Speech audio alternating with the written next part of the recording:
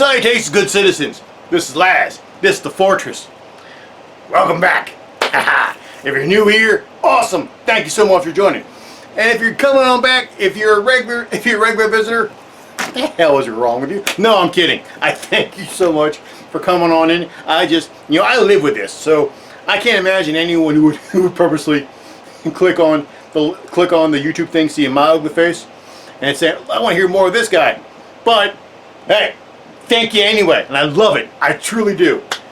So, either way, if you're new or if you're a returning viewer, I need you as always, like, comment, subscribe, hit that bell. Help me beat the YouTube algorithms. Help me grow my channel. Help me grow our channel. And always look down below. See that Twitter handle? That's the handle of the channel. I like that. What do you want me to do? So it's the handle of the channel. If you have any questions, comments, you wanna chat, you wanna have your tweets read on the air, because that's what I'm gonna do. And so just hit me up there or leave a comment below. Either way, interact with me, please. Love it. I want to hear more from my viewers. The 18 people in the goat. Not sure why. I don't know who keeps bringing the goat. I don't know who the goat belongs to. He's causing trouble, but either way, give him some belly rubs. He'll be a friendly goat. Anyway, this week's episode, Superman and Lois. We find out Superman's mama is maybe a skank-ho. Who knows? Who knows what the popular term is nowadays? I might get canceled for saying skank-ho. I know not. Either way, and this week's Superman and Lois episode, I actually did something that I was waiting on. It did something that pissed me off. At least it did something that pissed off the inner nerd in me. I'll get to it. So, we find it. So this week's episode opens with the ending of last week's episode with Morgan Edge going, brother. And everyone's like, brother? The hell? Clark doesn't have a brother. Are you like Zod saying, hey, you're a brother because you're Kryptonian or whatever? No! He's actually Clark's brother, because according to Edge, before Lara met Jor-El, Lara was married to Edge's mom. I mean, Edge's dad. Can't remember the name because I didn't write it down because Edge's like, oh, my name is Zorro or something. So I'm just going to call his Kryptonian name for now Zorro because I don't know his name. So I'm Zorro. He married and she married my father, Cornrow. So Lara and Cornrow married, gave birth to Zorro. And then Lara met your father and vamonos. But, and this is the part that pissed me off. And yes, this part pisses me off more than them changing the whole thing where Clark's the last son of Krypton and they changed his whole, basically changed his origin. This pissed me off more, actually. Where Edge is like, okay, so because of Lara's warnings that Krypton's going to explode, my father created a ship and sent me here first. No! Okay, kids. Here's the thing. I'm sure everyone's like, what does it matter? Why do you care what any changes? It doesn't matter. It doesn't affect the story. Yes, it does. See, because in Superman lore, since the beginning, and it's been a constant throughout his timeline, throughout the many freaking times DC Comics rebooted themselves, this is constant. Superman's dad, Jor-El, was the scientist who warned all Krypton, or Krypton, that Krypton gonna explode. It was Jor-El. Now they changed it to Lara, and honestly, there's only one reason why they would do that, really, and that's because, again, women love the science. We need to make sure girls know it's okay to like science, so we're gonna have Lara be the scientist. By the way, any girls watching Superman and Lois and says Superman's mommy was a scientist, I'm going to be a scientist too? Really? Is that really going to happen? By the way, I doubt any scientist, any male scientist, since the 40s went, Superman's dad was a scientist, I'm going to be a scientist too. Because guess what, kids? Nobody cares what Superman's parents did for a living. when it comes to what they're going to be when they grow up. It's just not happening. No one cares about Superman's parents. They're the reason why he's on Earth. Damn it. So yes, that pissed me off. Not enough to hate the show or whatever. It got my nerd rage in the hackles. Anywho. So, and Supes, the whole time Supes is like, alright, listen. You can't be my brother. You're a liar. I'm going to call Maury Povich. We're going to prove this. You're a lying doo-doo. And Morgan Edge is all like, listen, I'm going to tell you. I don't know what accent I'm going for, but we're going for it. I'm going to tell you I am your brother, and if you don't side with me, I'm going to fight you. And tussle. They tussle, and Edge flies away, and Superman's like, son of a bitch. He goes home, and Lois and the kids are like, hey, Dad, what's up? And Clark's like, I got a brother. My mom's a hoe. I don't know. And then Lois like, listen, before you go off just believing him, why don't you go ask Space Dad? And Clark's like, good idea, hun. Just to the fortress. Well, first he's like, well, I can't leave because, there are random Kryptonians, or people who think they're Kryptonians, who are trying to kill you and my kids. I can't leave. And Lois is like, Clark, I got the entire military here, and they all have kryptonite weapons. Go. Clark's like, good move. Good idea.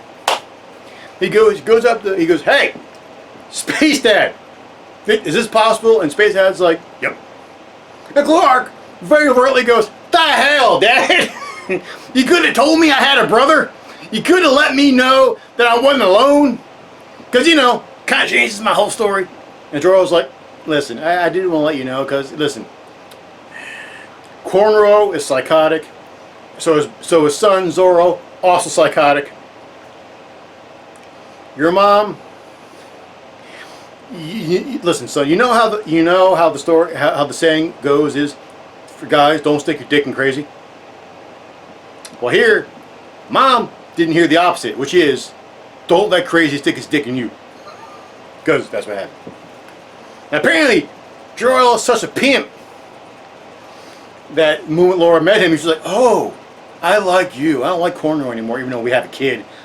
Deuces! Because apparently her and Cornrow were like a match genetically, which goes with the post-crisis Krypton mythology a little bit. So there was like an arranged marriage, and she's like, I love him. I like Jor-El. He's hot. I want to go with him. What have you. So the Soup's still like, well, this is stupid. And then Jonathan, Jordan, and Sarah are having conversations in a diner. Blah, blah, blah. Teenage drama, blah, blah, blah. Jonathan says, by the way, here's the whole truth about what's going on, minus the fact that our father's Superman and Jordan has superpowers. Other than that, here's everything else. Sarah's like, really? Son of a bitch. So they go and they go try to get Sarah to talk to Kyle, who's all like captured in a kryptonite cage that they borrowed from season 8 of Smallville. And like Sam Lane is trying to torture him to get information about how the hell they can reverse everything, how the hell they can stop this crap. And the Kryptonian kind of stuff, Kyle's like, no, I'm not gonna tell you. Grrr. And then the army guy won't let them in, and Sam goes, the hell? I hear a couple of teenagers are causing a ruckus on my base, and it's my grandkids. What the hell? And Jonathan's like, oh, here's the deal. Sam's like, no. Jonathan's like, listen.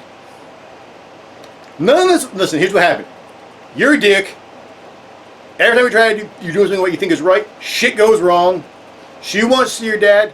You ain't gonna stop us. Yeah. And Sam kind of capitulates. I'm like, I like me. Jonathan's got himself some brass testes. Good on you, Jonathan. So they get her in. Katrina Kyle's like, I don't like you. I'm gonna kill you first, Jonathan Kent, and then your brother, and then maybe, I'll kill her just cause she's there. Whatever. And I'm evil.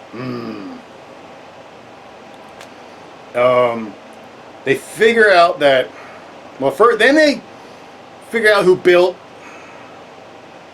Well, first they figure out that the way they're doing it is by using a Kryptonian artifact called the Eradicator, which was created by Lara, which, no, it wasn't, but whatever. and the Eradicator can't do this, but whatever. I'm not happy they put the Eradicator in the goddamn show. But for me to go into what the hell the Eradicator actually does in the comics, it's a whole other enchilada.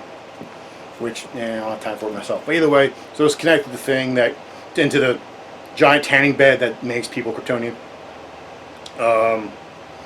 And Lana, so they find out that the scientist named Dabney Donovan who worked for him. I'm like, ooh, Dabney Donovan, awesome. He's a character since the big evil mad scientist guy from Cadmus back in the comics. Awesome. Of course they race swapped him. Why not? I was like, really? Alright. Because, I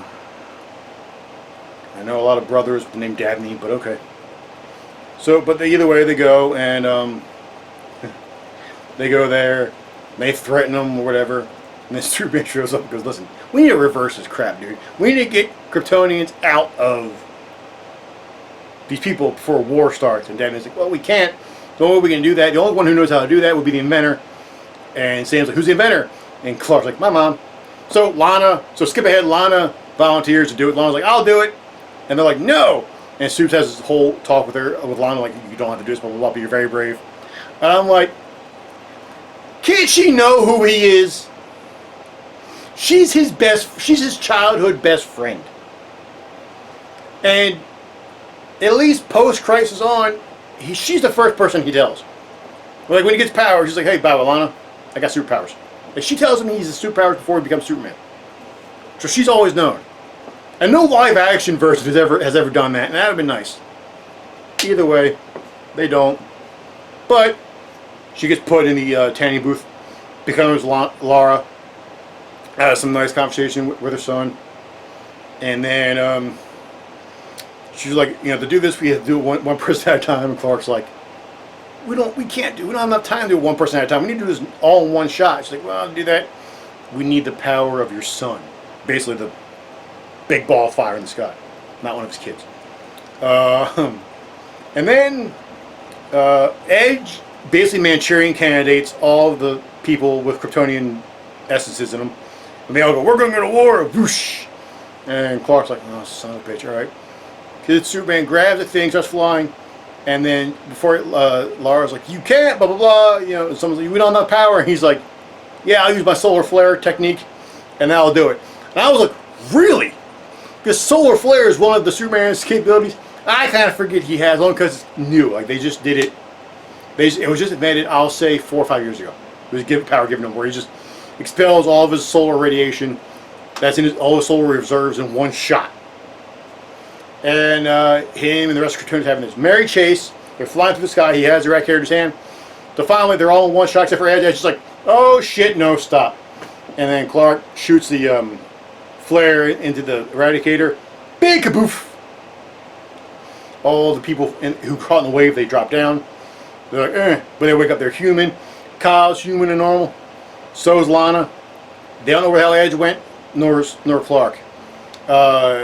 Clark he's crawling towards the fortress with the Eradicator in his hand, but he falls asleep in like the snow right at the entrance of the fortress. And Edge is just like, Edge just walks up to his Feora. I don't know what the hell this chick's name is. I'm just still gonna call her Feora.